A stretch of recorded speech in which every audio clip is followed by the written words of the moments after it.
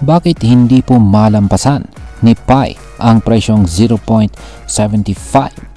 Kaya yan po ang katanungan na siyang ating pag-uusapan sa video na ito. Pero bago po tayo magpatuloy ay pakibasa na lamang po muna ang disclaimer dito sa ibaba ng ating screen. Ayan. Ulitin ko po yung tanong, bakit nga ba hindi malampasan ni Picoin ang presyong 0.75? Para may paliwanag ito ay dito na po pumapasok ang tinatawag na technical resistance. Ayan.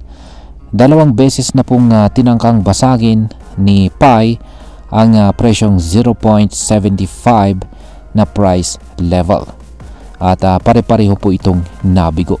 Kaya check po natin sa ating chart dito kay TradingView. Kaya ayan, yung resistance po natin is nandito po sa 0.7493. Yan, pero almost nasa 0.75 na rin po yan. Kaya yan, dalawang beses. Yung nakikita po pala natin dito is daily chart time frame po ito ni Pi Network. Kaya malamang is ang sinasabi po, tinutukoy po rito na dalawang beses ay yung ito. Ayan, yung naganap na rejection nitong mga April 5 at saka dito. Ayan, noong April 12 to 15 kung saan ay nagkaroon po siya ng maraming beses na rejection dito sa ating resistance dito sa 0.74 or 0.75 na rin yan. Parang renown off. Kaya 0.75. Kaya ayan. Yan is balikan po natin ito. Yan, tinatawag na 0.75 wall resist Pi network. Kaya yan, ang 0.75, ayan, gaya ng aking ipinakita, isa po itong horizontal resistance. Ibig sabihin ay ito po ang presyo kung saan maraming nagbebenta o nagka-cut loss. Kapag hindi ito nabasag, ibig sabihin ay malakas pa rin ang pressure ng pagbebenta kaysa sa pagbili. Kaya sa mga chart ay malinaw po ang mga rejection signals dito sa bandang 0.75. Ibig sabihin is kahit tumaas po ang presyo ni Pi ay bumabalik pa rin ito pababa sa tuwing lumalapit sa resistance na ito. Kaya ayan, balikan po natin ulit yung chart. Ayan. Kaya yan po ang dahilan kung bakit nagkakaroon ng rejection dito sa presyong 0.75. Sa madaling salita is marami po ang nagbebenta or nagtitake profit sa tuwing umaabot po ang presyo ni Pi yan sa resistance level natin na ito. Kaya ayan. Dito naman po tayo sa mga indicators. Ayan, unahin po natin sa RSI. Ayan. Yung RSI natin is RSI or Relative Strength Index. Ayan, lagay po natin dito sa chart. Ayan, kailangan po natin tanggalin itong tanggalin po muna natin itong QQE mode indicator natin. Ayan. Lagay po natin yung ating RSI. Ayan po yung ating RSI. Ayan, palakihin natin para kitang-kita natin. Ayan. Sa kasalukuyan is ito po ay nasa 40.02 at saka ayan, yung kanyang yellow line ay nasa 42.74. Saka yung kanyang violet na kulay is 40.02. Kaya ayan, yung ating RSI ay nasa ibaba ng 50. Ayan, kitang-kita natin is yung 50 is ito po yung yung humahati sa gitna. Ayan, pakita natin yan. Yan, ito. Yan, yung 50 na level. At yan nga, nasa ilalim yung ating RSI. Ayan, nandito sa ilalim ng 50. Kaya ayan, ang ibig sabihin po niyan is mas malakas pa rin ang mga sellers kaysa sa mga buyers. Kaya yan po ang ibig sabihin yan. And dito naman po tayo sa MACD. Ayan, tanggalin po natin yan at palitan po natin ng MACD. Ayan, hindi po yata nakalagay yung I. Ayun, moving average convergence divergence. Ayan, palakihan po natin para kita natin ulit. Ayan. Nakikita po natin na ang kanyang MACD ay nananatili na nasa negative zone. Ayan, nasa negative zone.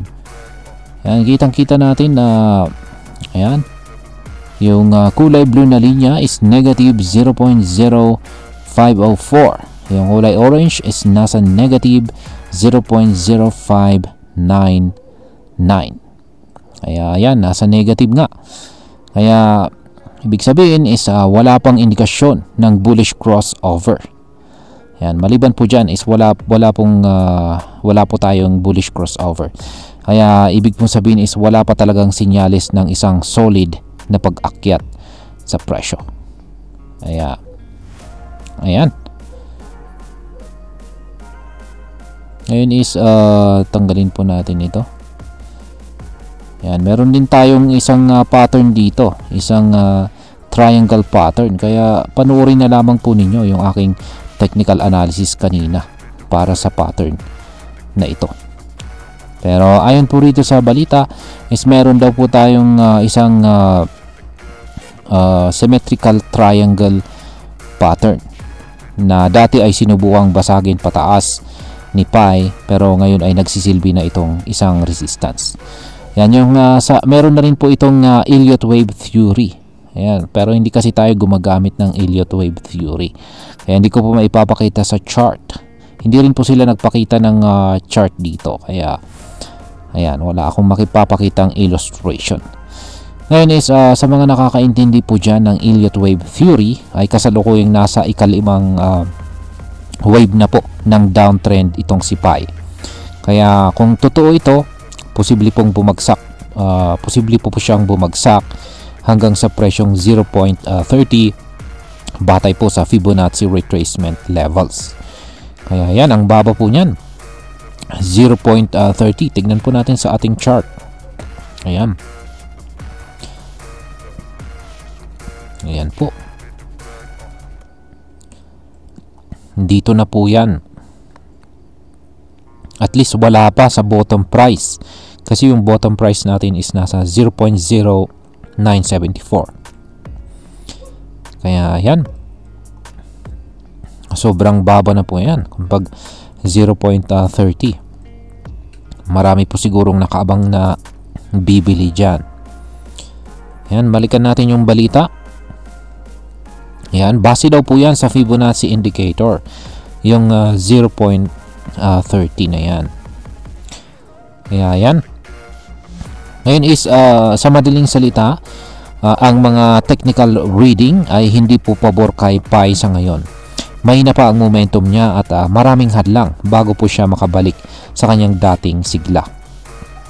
Ngayon is ang sunod na tanong natin dito is may pag-asa pa ba na makarecover itong si Pi Network? Yan. Hindi pa rin natin tuluyang masasabi kung tapos na itong si Pi. Sa katunayan ay may ilan pa ring positibong senyales. Isa na po rito ang pagbuo ng Pi ng tinatawag na higher low. Isa po itong setup kung saan ang kasunod na pag-dip ay mas mataas kaysa sa naunang low. Ibig sabihin is baka unti-unti na siyang nagkakaroon ng support o base po sa posibleng pag-recover. Yan, kung matuloy po ang pagbuo ng higher low, ito ang magiging unang structural signal ng trend reversal mula nang magsimula ang downtrend ni Pi. Bukod pa rito, kung masisira po o mababasag ni Pi ang presyong 0.75 na resistance, ay mabubura po ang kasalukuyang bearish scenario. Kaya ayan, balikan po natin ulit yung 0.75. Yan, ito po ulit yung parang pinakababantayan natin yung minor resistance dito sa 0.7493 sa atin dito, pero 0.75 na rin yan. Ayan. Ayan. Kailangan daw po nating bantayan yan. Kasi kung pag mababasag po yan ay ayan, posibleng magkaroon po ng speculative rally kung saan maraming investor ang papasok muli dahil sa hype. Ayan. Pero kung muli namang mabigo itong si Pi or mauntog na naman po siya dito sa presyong 0.75 ay posibleng baka bumaba na ito sa 0.30 or baka mas mababa pa na presyo. Kaya yan, ano po ang mga dapat nating bantayan bilang mga Pinoy investors na interesado rito kay Pi Network. Sa kasalukuyan ay mukhang medyo delikado pa rin po ang sitwasyon ni Pi. Para sa atin bilang mga Pinoy crypto investors, lalo na sa mga naghihintay na mailalabas na sa open mainnet ang kanilang Pi coins, malagang maging mapagmatsyag po tayo. Hindi po sapat ang hype or community support kung wala pong malinaw na technical signal na magsasabing nagbabalik na si Pi sa bullish trend. Ang presyo po ay maaaring gumalaw pataas sandali, pero kung walang support mula sa volume at saka fundamentals, mabilis lang itong babagsak muli. Dagdag pa rito ay wala pa ring official listing sa mga major exchanges si Pi na may withdrawal function. Kaya karamihan po ng presyo na nakikita natin ay hindi pa talaga refleksyon ng bukas na market trading. Ngayon is ano po ang epekto nito para sa atin bilang mga Pinoy crypto traders at investors ni Pi Network. Ayan, balikan po muna natin yung ating balita rito. Ayan. Malaki po ang epekto nito para sa atin bilang mga Pinoy na umaasa dito kay Pi Network bilang future income. Marami pong nagmina ng Pi gamit lang ang kanilang cellphone sa pag-asang kikita sila kapag nag-open na ang mainnet. Pero sa kasalukuyang kalagayan ng presyo at technical analysis, hindi pa ito ang tamang panahon para umasang malaki agad ang kita.